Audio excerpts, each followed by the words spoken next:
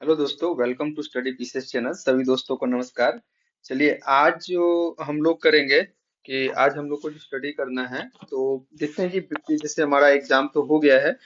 जो 70th BPSC का exam तो हो गया है, लेकिन इसके जो री एग्जाम की चर्चा वगैरह चल रही है, जो भी प्रोटेस्ट वगैरह जो कंसर्न स्टूडेंट्स वगैरह वो सारे प्रोटेस्ट कर रहे हैं, और जेन्युइन भी है कि इसको कैंसिल होना चाहिए, दोबारा से री एग्जाम होना चाहिए। बट इस बीच में हम देखते हैं कि जनरल स्टडी जो वन है, तो उसकी मेंस की तैयारी हम लोग कैसे कर सकते हैं, और क्या पैटर्न है, और कैसे एनालाइज किए हैं कि मैंने अभी लगभग 64 से लेके 69 तक के पेपर को एनालाइज किया है, और लमसम पीछे भी ऐसे ही रहा है। 68 और जो 69 का कहिएगा, 68 और 69 से थोड़ा सा क्वेश्चन के पैटर्न में चेंजेज आया है, पूछने के तरीका में चेंजेज आया है, थोड़ा सा डाइवर्सिफाई किया गया है, क्वेश्चन और अच्छे से पूछा गया। जो एक कन्वेंशनल जो भी ट्रेडिशनल था, उसको छोड़ के पीपीएससी थोड़ा सा यूपीएससी की तरफ थोड़ा सा मोड़ ले रही है। तो उसके बारे में जानेंगे कि कैसे हमें किस टॉपिक को तैयार करना और कैसे तैयार करना है। तो जीएस वन का पहला सेक्शन होता है आपका modern history of India and culture.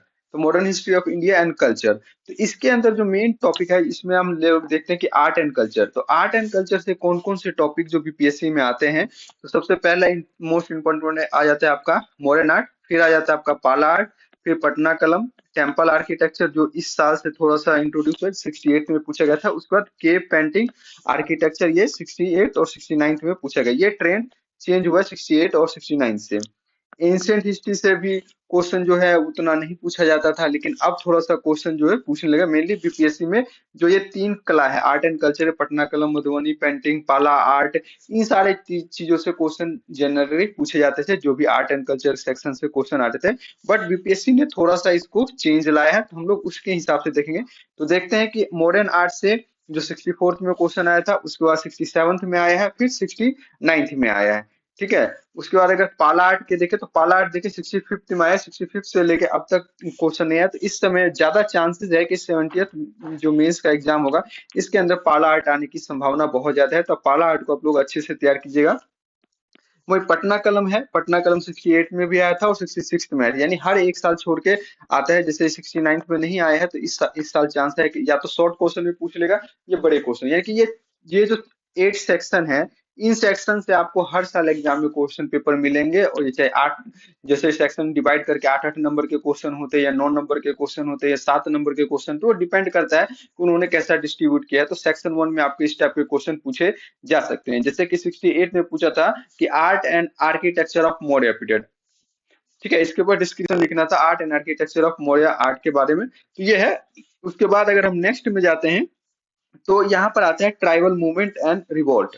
तो ट्राइबल मूवमेंट एंड रिवोल्ट से भी रिलेटेड क्वेश्चन पूछे जाते हैं हर साल बीपीएससी के अंदर। जैसे कि हम लेते हैं संथाल रिवोल्ट, तो संथाल रिवोल्ट 66 में पूछा गया है, 67 में, फिर 69 के अंदर पूछा गया है। तो संथाल रिवोल्ट के बारे में क्वेश्चन शॉर्ट में या जो लंबे क्वेश्चन होते हैं उसके अंदर पूछे जा सकते हैं। फिर बिरसा मुंडा का रिवोल्ट हर साल अल्टरनेट ईयर पे पूछा जाता है, कई बार होते हैं कि लगातार पूछ लेते हैं। उसके बाद आपका क्या, इंडिगो रिवोल्ट के बारे में। फिर जो जो भी ट्राइबल जो मेन जो मूवमेंट है, ट्राइबल मूवमेंट है, उसके क्या क्या कैरेक्टरिस्टिक्स है, या क्या क्या फायदे थे, या किस तरीके से लड़े गए थे, क्या इसके कॉजेज थे। तो एक प्रॉपर एक पर्टिकुलर ना पूछ के एक जनरलाइज फॉर्म में भी क्वेश्चन पूछा जाता है, तो इसको देख लीजिएगा। फिर आते हैं हम लोग इंडियन फ्रीडम स्ट्रगल। तो इंडियन फ्रीडम स्ट्रगल से बहुत सारे टॉपिक से क्वेश्चन पूछे जाते हैं हर साल। जैसे कि लगभग 13-14 टॉपिक है, तो इन्हीं सारे टॉपिक को आपको मेंस के लिए तैयार करके भी जाना। आप ये नहीं कर सकते कि इन्हीं में से आएगा, लेकिन 90% जो आपके क्वेश्चन आएंगे इन्हीं टॉपिक से आएंगे। आपको इन सब के ऊपर अच्छे से पकड़ बना के रखना है, ताकि आप उसको अच्छे से इम्प्लीमेंट कर सके वहां पे एग्जाम के अंदर। क्योंकि वहां शॉर्ट टर्म में अब जैसे 68 और 69 से जो थोड़ा सा पेपर लेंदी हो गया है, तो उस समय में क्या होता है कि आपके पास टाइम बहुत कम होता है, सोचने का उतना टाइम नहीं रहता। इसलिए हमें उनका कंक्लूजन, इंट्रो, बॉडी पार्ट का जो भी हमारे की वर्ड सब होते हैं, वो हमें हमारे पास तैयार होना चाहिए हमारे पास। उसके बाद हम उसको एग्जाम हॉल के अंदर जो भी इनपुट देंगे, आउटपुट के रूप में करेंगे, तो अच्छे से अच्छे मार्क्स आएंगे। क्योंकि टाइम बहुत कम होता है, 3 घंटे के अंदर हमें लगभग 20 से 22 क्वेश्चन करने होते हैं। तो मिलते हैं नेक्स्ट वीडियो में। आगे के वीडियो में ये सारे बताऊंगा आपको कि कैसे कहाँ से किस तरह के क्वेश्चन आते हैं। सेक्शन 2 को भी कवर करेंगे।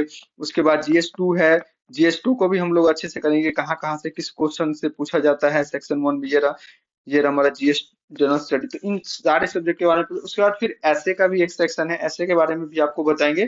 तो मिलते हैं नेक्स्ट वीडियो में।